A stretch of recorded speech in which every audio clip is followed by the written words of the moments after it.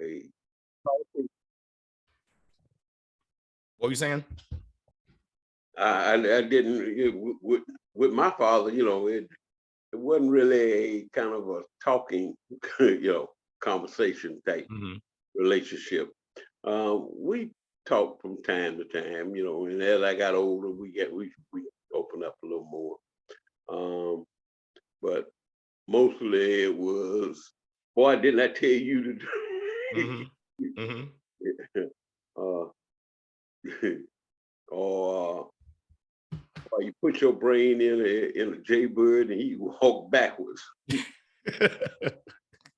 you know, or get up and get out there and go cut that grass, or go out there and change the tire on that car, or change the oil in that vehicle, or you know, get up and it's time you get out that bed. Hmm. And that Hmm. sort of thing. But so I can appreciate this opportunity Mm. that I get to talk to my son, Mm. you know, Mm. on his own show. Mm. Yeah. And I literally, man, I am thankful. First and foremost, I'm thankful to have a father. You know what I'm saying? Because you Well, know, I learned later on that I was thankful to have one. You know, it it was old school, mhm, but he was there. yeah. You Yeah. know, And so, and it's interesting, you started off talking a little bit about your dad was not one that was open to a whole lot of dialogue, but, and that's my grandfather. And for those that are just now kind of tuning in, I'm having a conversation with my father, Keith Dorsey. And this to me is a very special conversation. But as we jump into our dynamic and our relationship and our journey, you started talking about your dad, my grandfather, Olin Dorsey, and he was born in 1925. He was drafted into World War II in 1943 at the age of 18. He came back and re-enlisted and did 30 years in the military, 3 tours with Vietnam, World War II, Korea. He earned 2 Purple Hearts. He was the father of 8. He was married to your mother, my grandmother, for what, 60 something, yeah. was 65, almost 65 years, something like that. Yeah. And again, but then this is a black man who was born in Harlem, Georgia, which is outside of Augusta, Georgia, on a farm in the 1920s. And Right. so you mentioned he was a man of few words. But then, as I mentioned with the military career, he was also one that retired as a command sergeant major. So he was also used to not having to use a lot of words, because when he said do something, people just did it. And I bet that came back home as well in how he It, communicated and parented. he frequently he would tell us. He said, "Boy, I can't have you out there acting up." Now, in, I command 150, 200 people, and what do you think they would think of if I can't even control my my household, Ooh. the children in my house? Mm. You know. So it was top kick. That was it. But now I also have to admit that now a lot of times in my early years, you and as I got older, I started realizing that my father was in the military during a very changing time. Um, it had been segregated, and after World War II, they started desegregating. And when I started thinking about it, I said, well, you know, my daddy was it risen to the rank of like a platoon sergeant, Mm. and his platoon was mixed. It Mhm. wasn't all as they said colored at that point. He had white troops as well as black troops in his platoon. Mhm. So that was quite a statement in itself. You know, that here was a black platoon sergeant in charge of white troops also. Mm. You know, not just black troops, but white troops also. Because and we're talking about, I was born in '52, Mm. and so you know, I can remember him getting up and leaving at 5 o'clock in the morning, 4:30, 5 o'clock in the morning. Daddy was headed out the door going to work, and he wouldn't come back in till about 5:30, 6 o'clock that evening. So a lot of times my dad was really not around, Mhm. and as I grew older, you know, uh, but on holidays, he would do things that we would get together. We might go up to Harlem, and they might be having a cookout or something up there, and then we go up there and spend time. Because I can remember him on the 4th of July while he was stationed in Fort Gordon.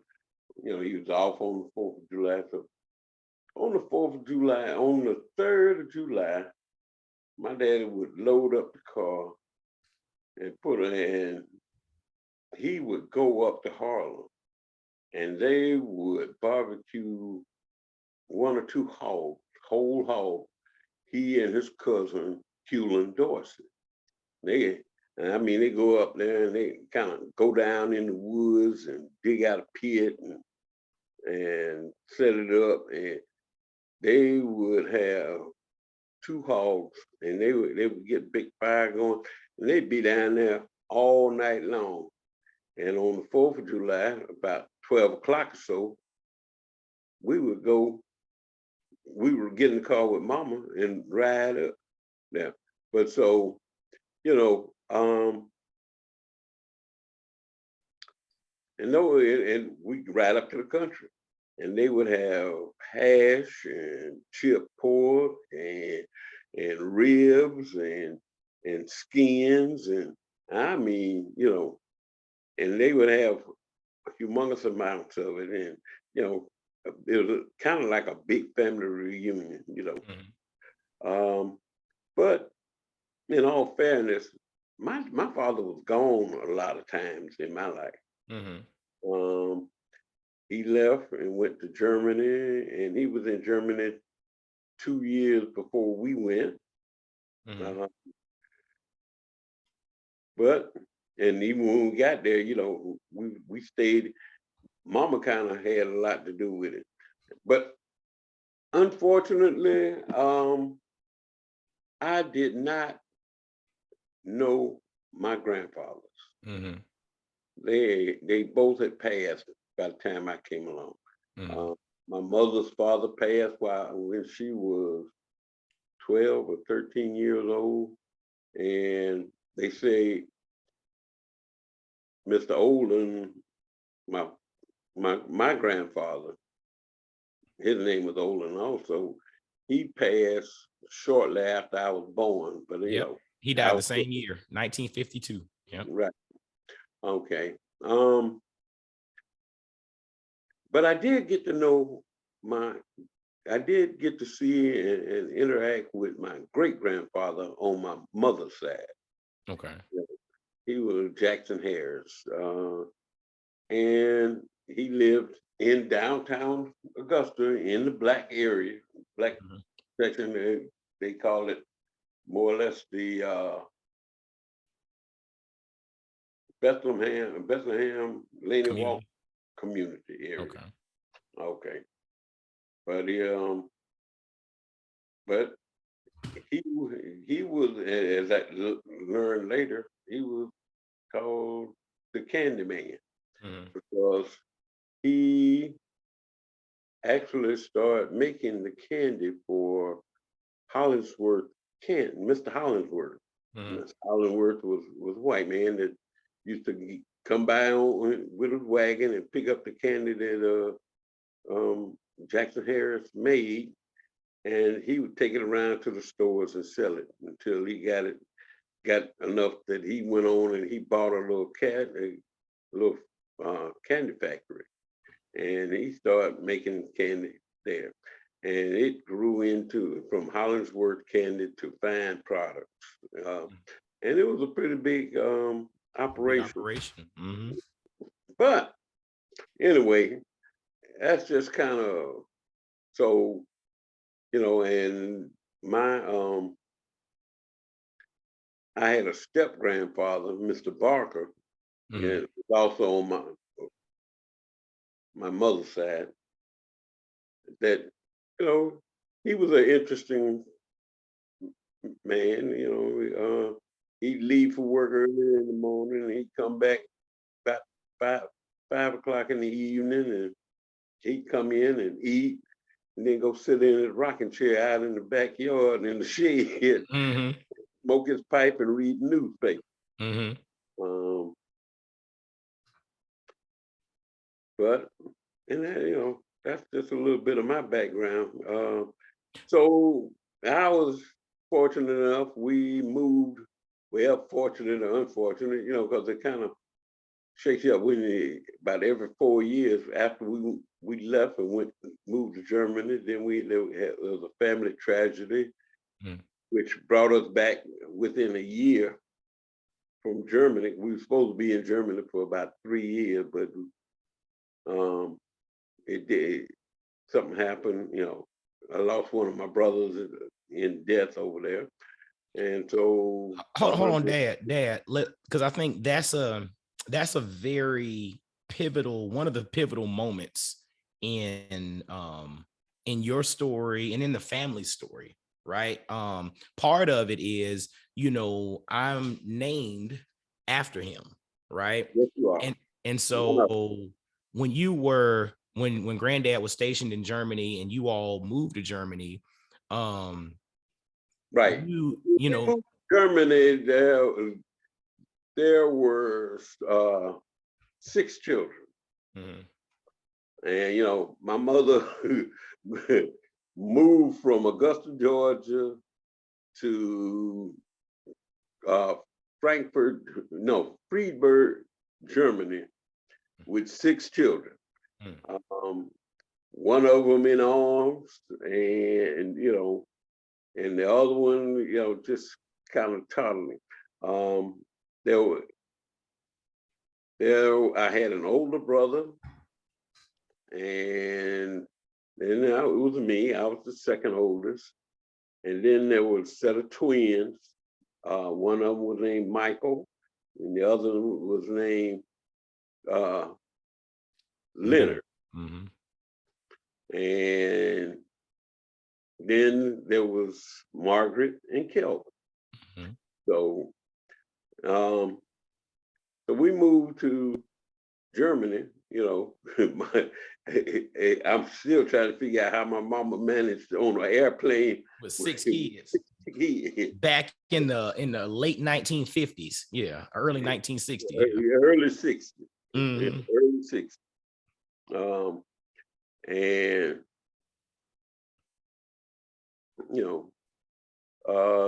so while we were in Germany,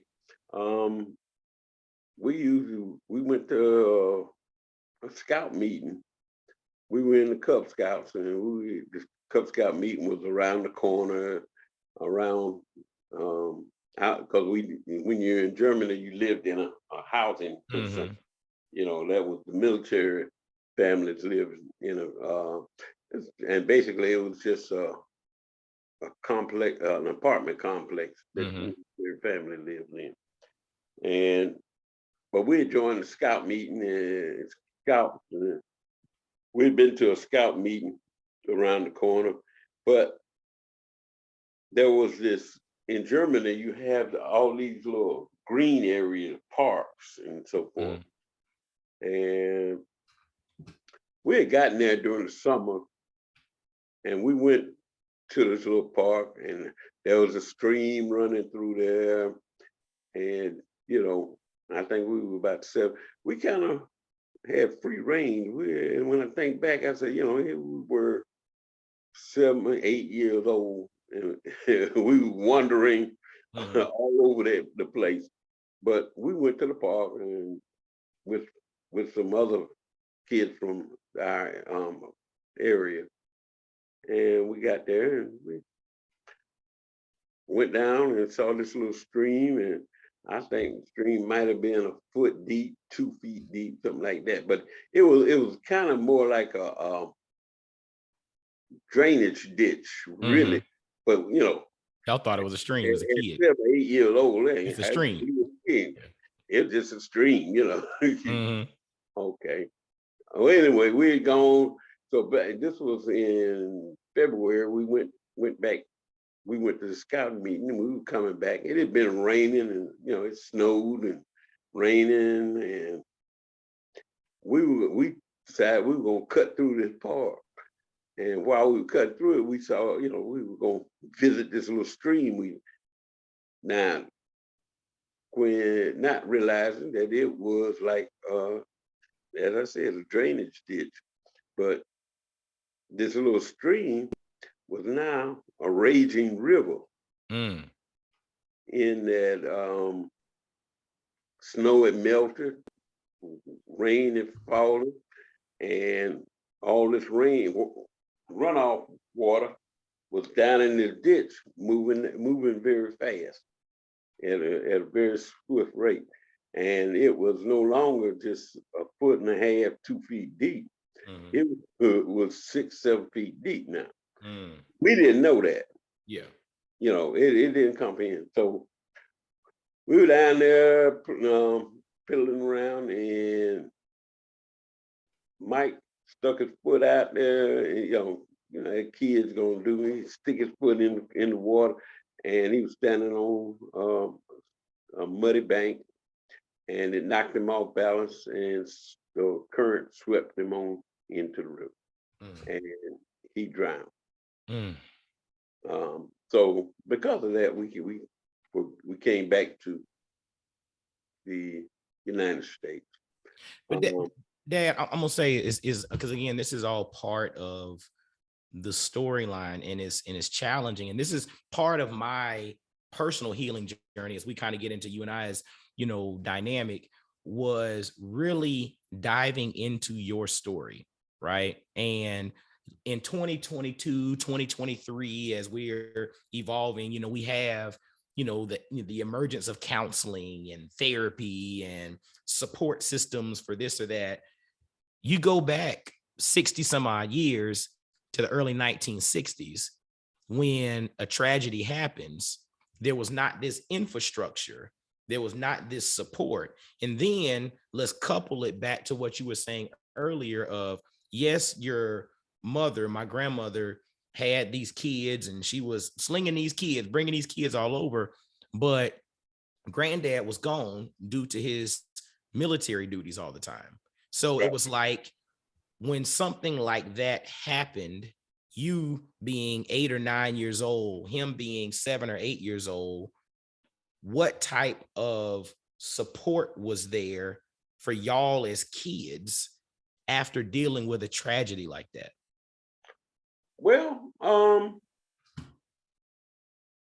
we had to basically, all we did was we had to go and do a police report, and Mom and Dad just said, you got to suck it up, and we got to move on. Ooh, Jesus. It wasn't time, because see now, they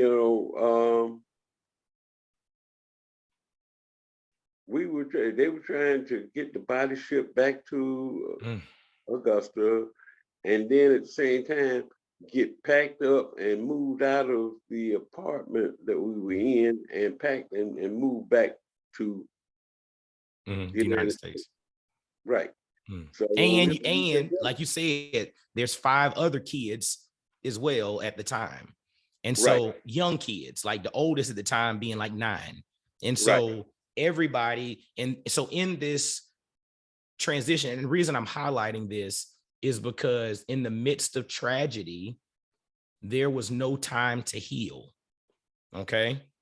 And the reason I'm putting a pin in that is because, again, as I had to go through my own processing and learning and accepting and journey to growth with regard to our relationship, I had to go down the rabbit hole of understanding the importance of and developing empathy for the fact that starting at a very young age, there was trauma and no infrastructure, not even really any space to really grieve and heal. Okay. And again, I'm saying that not just for you and I, it's for someone listening to this as they hear more and more things unpack. It opens up because everybody's dealing with something, everybody's going through something. But I think it also is incumbent for us all going through anything to understand the importance of having grace and space to heal. Because if you don't heal, that's when other things have the capacity to manifest, right? And the reason I'm saying that is, as you move a little further in the journey, you mentioned that there were it's twins. You had your older brother, a set of twins, two younger, and then eventually you had two youngers after that. So one of the twins passed away in Germany due to drowning. Fast forward 3 years, you're back in the United States. Talk to me a little bit about the other twin. Okay, the other twin, well, we, apparently he had gotten kind of sick, but anyway, we moved back. We were stationed at Fort Dix, New Jersey for about 4 years. Then Daddy was shipped back out to Korea. So we came back to Augusta. But somewhere along the line,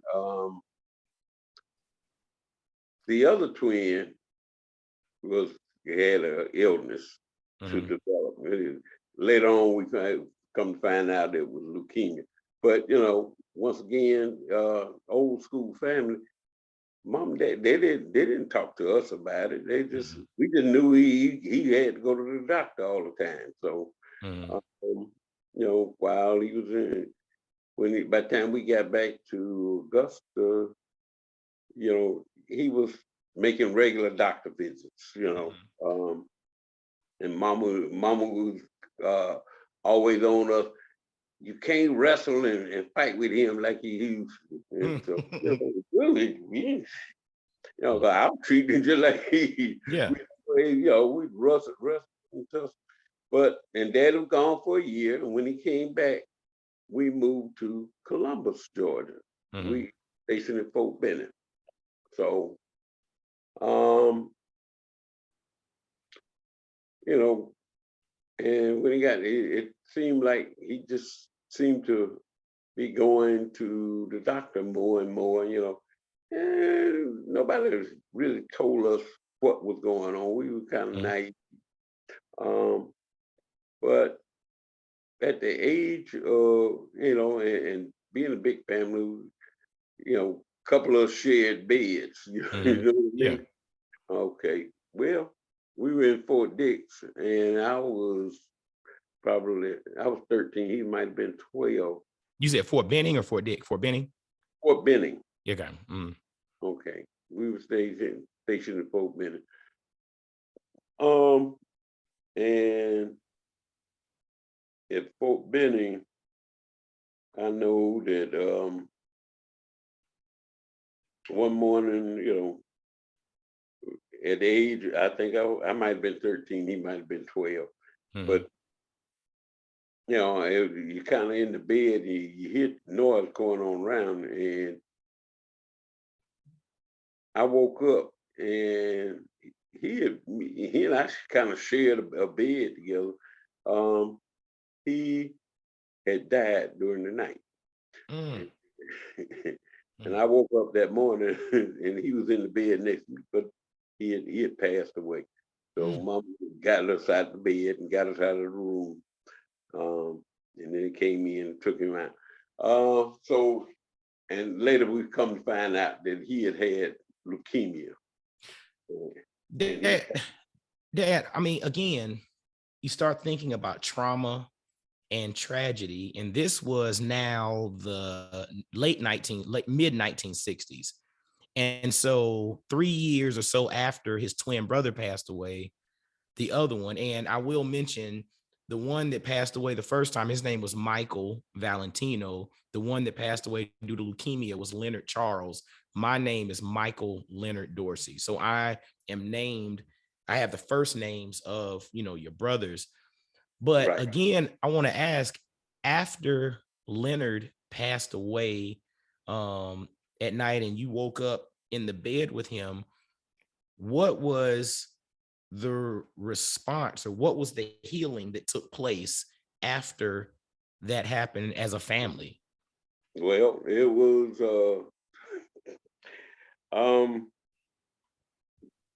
basically, it was kind of like, look, we got to go on and and take care of the little ones and kind of keep try to keep some kind of normalcy around the house. So we had duty to do, and that was basically it. Mhm. Um, So base again, and this is, I'm emphasizing this for no, everybody listening. as far as counseling and all that, no way. We didn't do any counseling. We just kind of, But even as a family, like because you stop and you think again, like you mentioned, granddad, granddad, World War II, Vietnam, World War II, I mean Korea, doggone a black man born in Augusta, Georgia, or in Harlem, Georgia in 1925. So you grew up in all this racism, all this stuff, all this drama, all this trauma. You're used to dealing with death and killing and this and that and whatever because of the nature of the life that you live professionally, but then also based off of where you're from. Grandma birthed 8 kids, and within the span of 3 years, lost two of them at a young age. And and then you still had six other children at this point. So, because there was 8 total of y'all, there were 6 others left. And it was just like, to me, again, going through my personal journey of starting to understand the why behind maybe some of the actions that maybe started to take place later in life. I came back to those seminal moments. And even in this conversation, you articulated the fact that basically growing up, granddad wasn't there. And you also, and I appreciate how you laid out that you didn't have your grandfathers, you had a step grandfather and your great grandfather a little bit. So when it came down to just like a father figure that was a dominant presence day in and day out, that was also emotionally available for you as you're going through adolescence, because these things happen by the time you were 13 years old, right? So right. emotionally you're growing, emotionally you're coming to your own, you getting hair on your balls, it's like you're becoming, a young man. And when it comes to guidance and someone to help you to unpack that, to walk through that process, to make sense of some of this stuff, to help you, that was not there.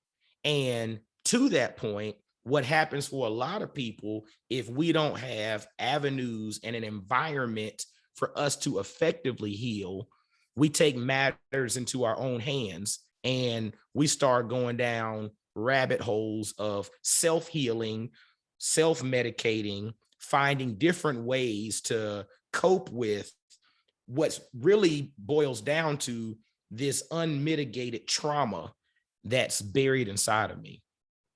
Okay. Uh, well, yeah, guess you're right. I guess it did create holes as they say, holes in my soul, but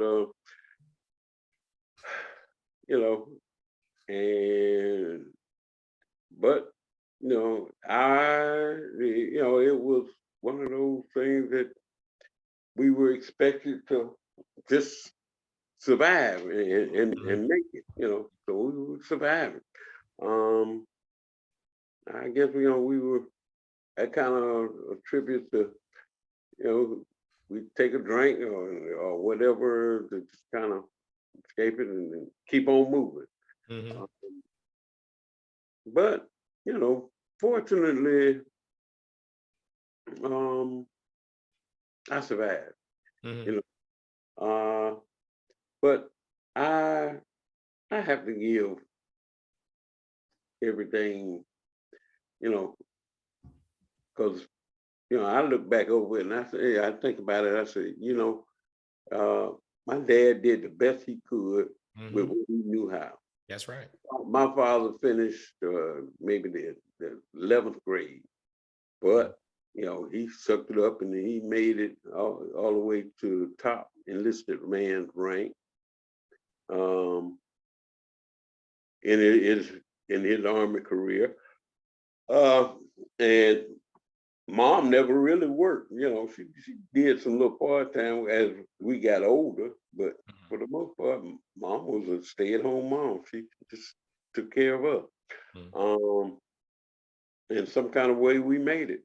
I mean, I laugh people and I tell them, I say,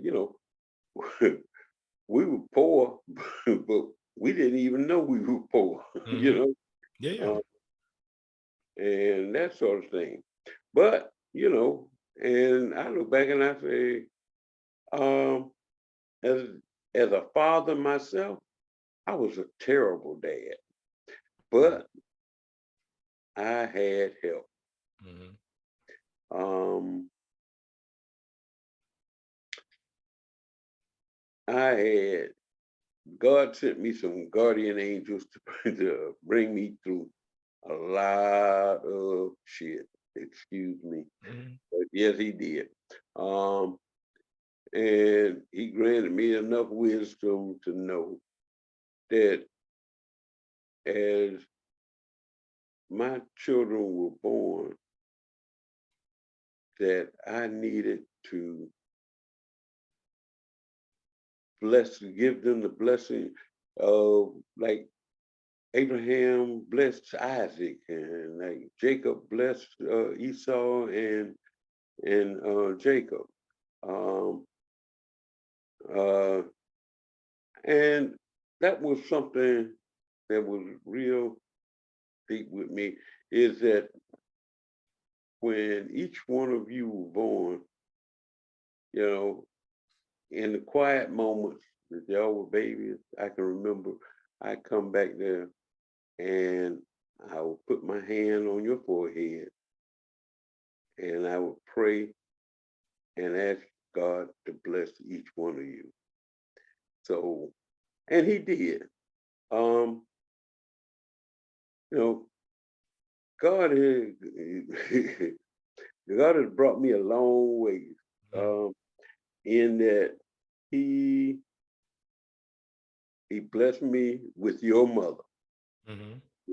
There were other women in my life that I could have possibly married, but he gave me your mom to marry, Mhm. Absolutely. which has turned into a blessing. Because through the ups and downs of my life, she has pretty much remained with me. Mhm. And I thank God for that. Uh, and you know, my prayer frequently was, Lord, do not curse the sons for the sins of the father. Mhm. You know, and I think that every black man should at some point take his child, whether male or female, and put his hand on them and give them the blessing of the father. That's important. It sounds ritualistic or whatever, but it's that passing of that spirit from the father to the children. Mhm. They should need to be blessed. Each one of my grandchildren, quietly gone and put Santa Claus on their head and ask God to bless each one of them. But you know, but when y'all were growing up, you know, we had, you know, we had some good times, you know, because I can remember taking y'all fishing, um, and whatever. But at some point, I realized that y'all were too big for my hands to hold. I needed some bigger hands. So, you know, it was important that y'all knew God. And he had blessed each one of you along the way, you know, in ways that I could never, ever do. So, you know, because he blessed you with uncles and friends of uncles and you know, a village. We were blessed with a village. A real village, you know, and people that kind of gave y'all positive insight and guidance. Now, you know, and in growing up, there was basically, we had 3 house rules. Y'all love sports, and that was fine. But your mother and I agreed on there was Church of God first, education was second, and character or Boy Scouts was third. That's right. So, and y'all, you know, and through that, y'all learn, you know, y'all had the benefit of 2 types of grandparents too. On your mother's side, y'all had well-educated grandparents that was driving that process of master's degrees back in the 1950s. Yep. Right. You know, and on my side, you know, you had grandparents that were, you know, that taught you basic life skills in that. You know, your grandfather taught you, y'all had to grill and cook out. Yep. You know, and he could give you, you know, little worldly advice, you know, like it was good old country advice, you know, such things as worry is a bad bad investment. Yeah, you know? he told me that numerous times. To worry is a bad investment. You know, the worry is a bad investment, you know, and I think with Daniel, you know, because Daniel was military oriented, he was in ROTC and everything, but I think, and you know, when Daniel was getting ready to go to college, Air Force wanted him to come and play football, and they were. Yep. But I think somewhere along the line, his granddaddy told him, military is fine, except for WAR. War. Yep. You know, because I can remember your mother telling me, she said, you know, I kept saying, what Daniel, you know, you can go in the Air Force and go to the academy and get your education and get, you know, paid, you know. And she said, well, what's your education? And he said, he told WAR. Yep. WAR. Yeah. And you know, it's amazing how God sent him that message. That's it. And again, he works in God works in mysterious ways. You know what I'm saying? It goes through people, through circumstances, through situations, and you know. And again, to your point, that is one of the things. And again, I appreciate you, and I appreciate the fact that, you and mom understood the value of village. As an African proverb, it takes a whole village to raise a child. The actual tagline of Black Fathers Now is bringing the village to the brothers. So we're using technology to bring the village to the brothers because we need it. And going back to, again, like your journey and your story, you had a big family, but as it pertains to support through traumatic situations and circumstances, you had people there, but as it pertains to the village to help support through it, again, it was a different day and time, but that wasn't there, which then again opens up the window to us self-medicating and finding ways to deal with it ourselves, some constructive, some not so constructive. And that kind of brings me down, kind of our journey, or to the point of our journey. And and I'm gonna be honest, it's interesting, you even in the beginning of this mentioning how basically you grew up with a father, but you didn't grow up with having a real present father all the time due to circumstance. It's not a knock on granddad, but it was just the circumstances of, the time frame. And they were from an era in which we don't talk about things. You just did it, right? And so Right. there wasn't a platform for that. And so when you start thinking about guidance, you then start thinking about how does then a young man figure out his way through life without any guidance, or without a whole lot of structural guidance, or that advisor or that group of advisors or counselors. Again, like you all recognize with us, we grew up with basically a bevy of counselors. We grew up with a whole council of advisors from all walks of life. If I had a question about everything from girls to money to education to school to Boy Scouts to church to sports to what, I literally basically had a whole Rolodex of people I could call. You know what I'm saying? Like that was the blessing of what was set up, the infrastructure around us, which then put us in a position to mentally, emotionally, spiritually, and physically deal with some of the issues that you face growing up, especially as a young Black man. And Right. so I said that to say, when, over the years, when I was going through my own personal journey of really just trying to understand us, because again, we had a challenging dynamic growing up, right? And, it was one of those things where it just didn't make sense to me.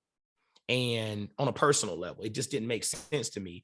And what was always challenging to me was, like when I talked to some of your friends and all of that, they would always tell me, man, your daddy, like the smartest man I never met.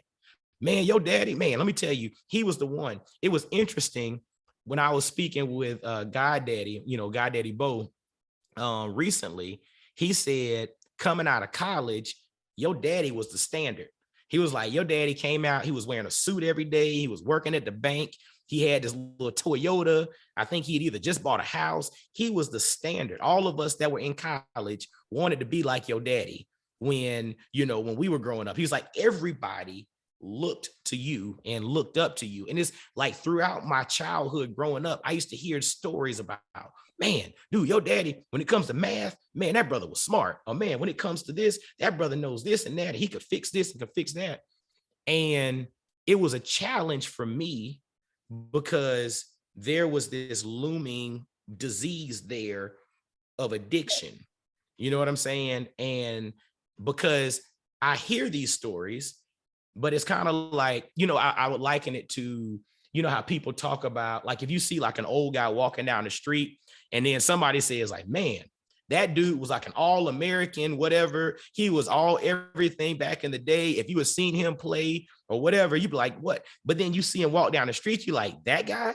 Oh yeah, that guy was a 3-time All-American, or that guy was all everything. And it was a challenge for me because what I hear about versus what I'm seeing and experiencing, it didn't always line up. And so for me growing up, it was I was conflicted and challenged, right?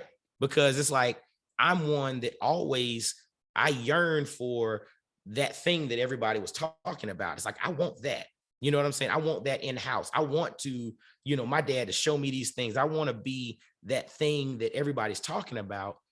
But because of the disease of addiction, I wasn't able to see that all the time.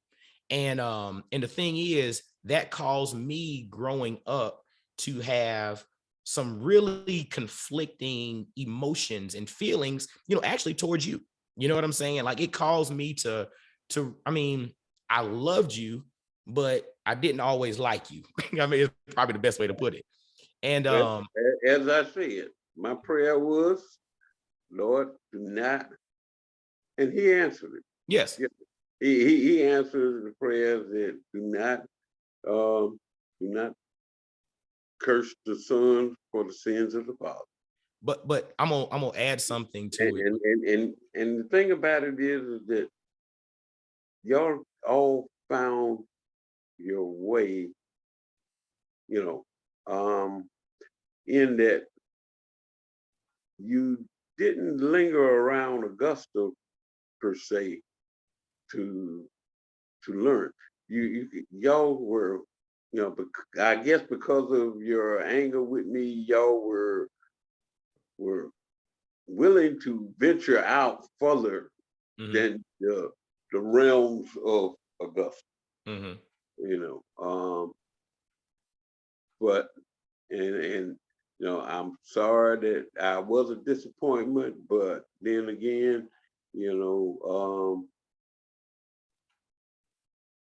God is taking good care of you. Like I said, He you, has, y'all y'all were too big for my hands to hold. He had somebody with bigger hands had to but step but in. but but Dad, I was gonna say this, and this is the part that I was kind of getting to with it was I grew up with a lot of anger and resentment and frustration, and but I kept it's like but all these stories about this guy, this man that all your friends, your contemporaries, people who grew up with you, all these stories kept raining. I'm just like something don't add up here, right?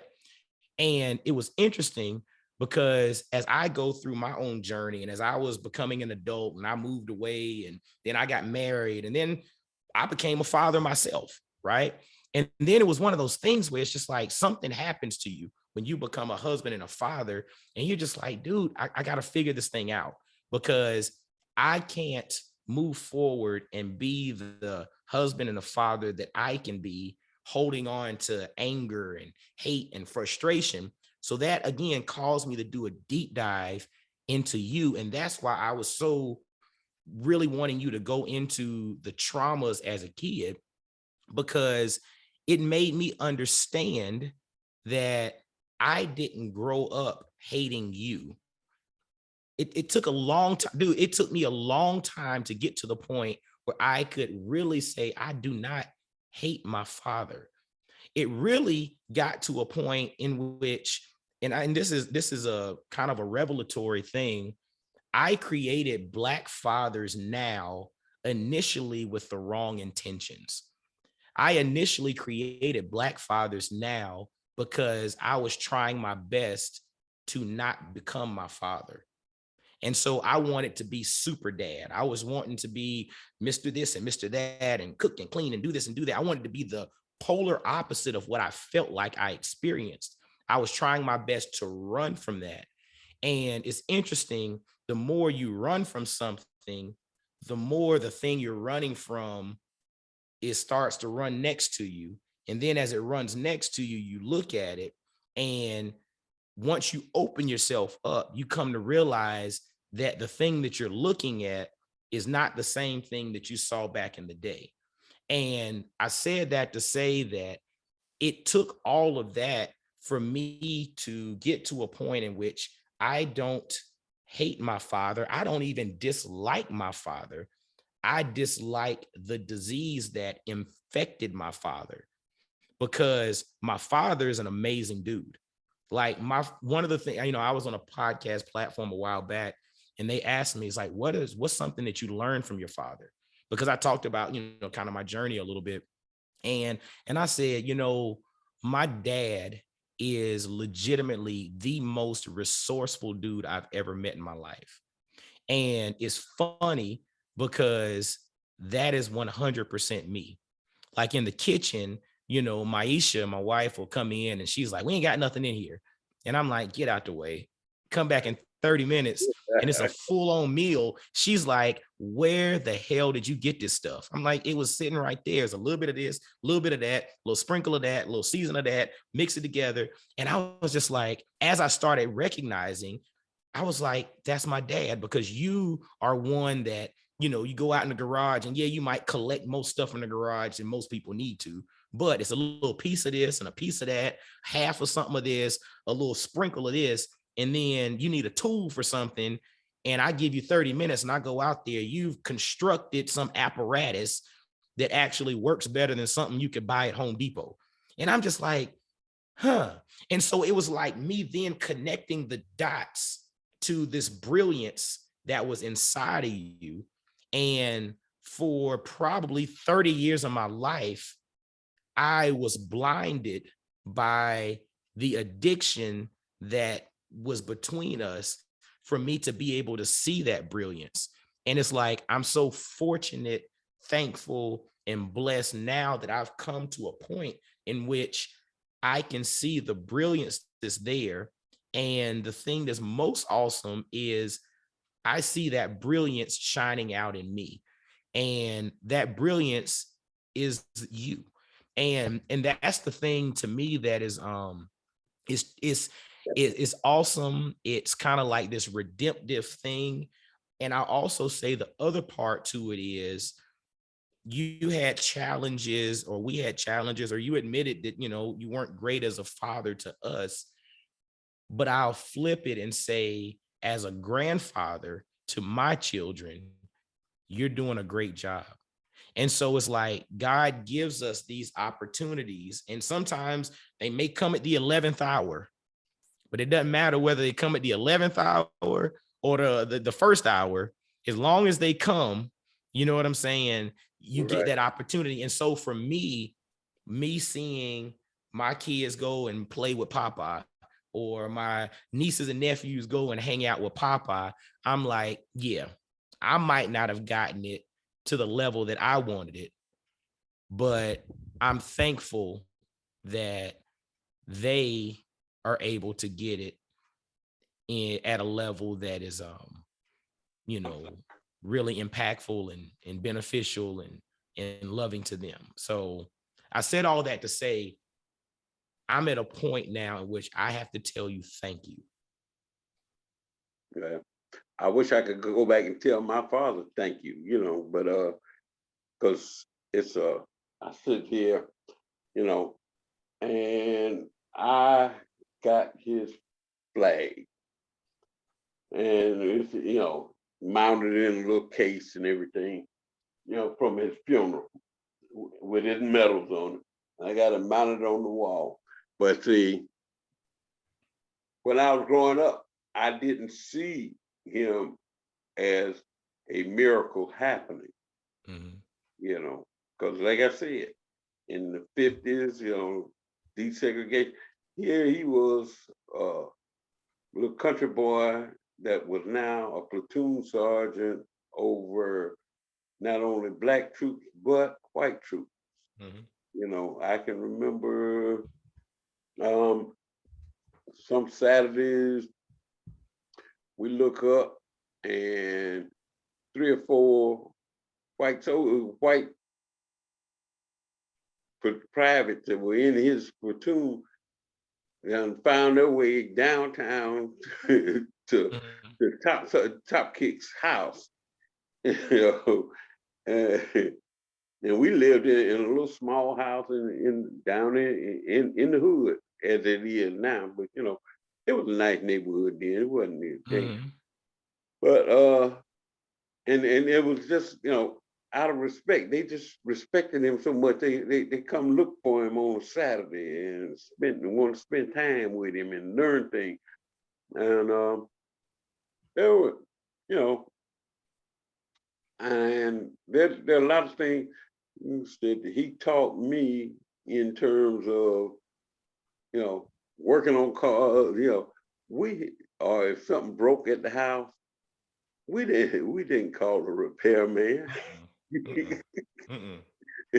Repairman was the last person we called. He said, boy, come on. We got to get out here and go fix this pipe. We got to go out here and change the brakes on this shoe, on this car, whatever. And we get out there and we do it. You know, I can remember me and my brother, my oldest brother, you know, and that's another thing, you know. Me and my older brother, I guess we were really tight. You know, you didn't mess with one without having to deal with the other. Right on up until, and we fell out. And when we fell out, that's kind of, because, you know, he was kind of like my advisor per se. Al? Yep. Yeah, your Uncle Al. Because he knew a lot of things. I was more naive. I was book smart, but he was worldly. He was street smart. Yeah, he had the street smart, you know, because he could calm me out. He could talk me out of all kinds of things. I remember, you know, I be saving up my little money, and he come in and say, "But look, let me hold this. I get this back to you." I knew he wasn't gonna give it back to me. But I give it to him. But you know, there were some things, you know, because on some of them jobs I had, you know, I said, "Well, I'm so and so," and he come in and he said, "Wait a minute, slow down. Let me tell you something. You got a job everybody else wants." I do. You know, I didn't know that. I didn't. Just like you telling me, you know, people were talking about. But there was, the thing about it was, you know, God sent me a guardian angel, because, you know, at key points in my life. Now, my disappointment is that I did not trust him more to go further than I went. You know? But then again, you know, and I had the, you know, Southern Bell job, but I could see it. But that was not, I was going in the wrong direction. I should have been moving more towards substance. But then, once again, I started, you know, association. You have to be careful who you associate with. I started associating with some of the wrong people, you know, listening to some bad advice myself. And that all kind of came about when me and my brother fell out and weren't talking to each other for a while, you know. And I kind of slipped into that. But anyway, and, you know, and I couldn't see that then, but now, you know, I see it. And he would get mad with me, and I did about this, and we just, it was just kind of, you know, we get along from time to time, but for years, you know, we felt falling out and wasn't really talking to each other. But you know, but that's all right. That's another, you know, story. But you know what though, Dad, it's interesting because, again, even as you mentioned that, it comes back to this whole notion of community, of support, of counsel, of village, because kids need a village, but adults need a village too. We all need a place of refuge. My last episode was about me dealing with the flu and stuff, and we all need a place of refuge. We all need this place where we can legitimately lean on someone to help us through, or even like with the fraternity that we're in, our motto is friendship is essential to the soul, right? In the sense that sometimes your friends will stick closer to you than family will. But the thing is, we all need those people, that infrastructure, that village around us. And when we start going at things alone is when we're ultimately vulnerable. And that's where, if you have someone who's a trusted confidant, an advisor, a spouse, a child, a parent, whoever, maybe a group of people, that's when that person sees you going down the wrong path, can pull you back and say, hold up, man. That ain't the route you need to go.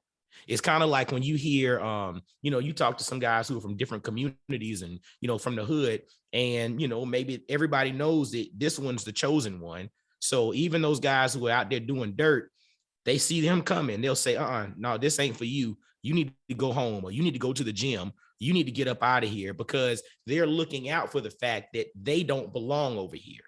And that again is part of the village. I know that's kind of a de facto village that people don't like to talk about, but that's right. A village as well, because they're in essence saying, look here, shorty, you ain't supposed to be over here. This is for us. We the thugs. You ain't the thug. You need to go and get in your books. Right. Exactly. And see, and that's old school. Mm-hmm. Because and I know what you're talking about, because I have stumbled into, I think I was about 14 or so, and they have these little liquor houses down in the old neighborhood. And I kind of, I just, there was this house, and I was just kind of standing out there hanging out, and and the guy came out the back door, and I see people coming in and out the back door, and I was just standing there kind of watching and whatever. And the guy came out and he said, "You so-and-so boy, how old are you?" And I told him, I said, "I'm 15, 16, He said, "Let me tell you something. You don't get your ass on away from around here, mm-hmm. I'm gonna beat your ass, because you don't need to be around here." Mm-hmm. And see, but in the old school, they would tell children, mm-hmm. go away. Yeah. And just like you're saying, mm-hmm. this ain't for you. and and it's interesting. Even I remember like the movie Ray. That was part of the movie Ray with Ray Charles, how, the guys were, getting into drugs and stuff, and Ray was wanting to get down, and they kept trying to tell him, look, Ray, this ain't for you. Ray, you need to get out of here. Ray, you need to go. And eventually they were just like, you know what? Fine. If you want, I'm not, you want to sign your own death certificate, come on. And they let him come in. And that was kind of the opening for him to go down a rabbit hole. But again, fellas, ladies listening, anybody listening to this conversation between my father and I want to encourage you all to find that village, find that community of support. If you don't currently have it, be intentional about creating it. Make sure that if you're a parent, your kids have a village of support around them, because we're going to deal with trauma. We're going to deal with issues. We're going to deal with, challenges. And if we try to deal with these things alone, that's an uphill battle, right? On the flip side, if we try to deal with it alone and we don't have the proper information, it could send us down a rabbit hole, which could be detrimental to us, our family, and all the people connected to us. And so, Father, bless your children. And fathers, bless your children, right? Mm-hmm. Bless your children. And Dad, I mean, again, I appreciate, you having this conversation with me. And, the reason people who are listening, why I wanted episode 300 to be the conversation with my father, is because as the new year comes in, so as we move into 2023, Black Fathers Now is going to take on a new name. I'm still going to have dynamic conversations, but it's going to open up a little bit more. So we're going to change names. We're going to rebrand the podcast and the platform. It's going to be some really, really, really dynamic stuff.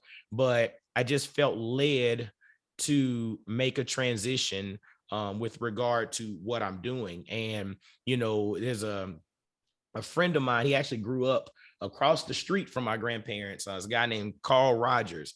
And he and I chatted about 2 years ago, and we were talking about, you know, just making moves in life.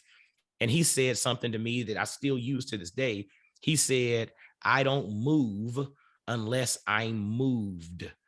And I was just like, wow, it's simple yet profound, in a sense that once I'm moved, once something inside of you moves, that's when it's time for you to make a move. And so as it pertains to Black Fathers Now, if you're already subscribed, you just keep subscribing. You'll just see the podcast take on a new name over the course of the next month and a half. Sometime in January, I'll do the official flip over. But if you've not subscribed yet, you're just listening to this, wherever you're listening to this, go ahead and subscribe. Follow Coach Mike D across the board on social media, on YouTube, because when you follow Coach Mike D, there's some more stuff coming. We got some really dynamic stuff coming down the pipe to really help individuals maximize the quality of life that they're living.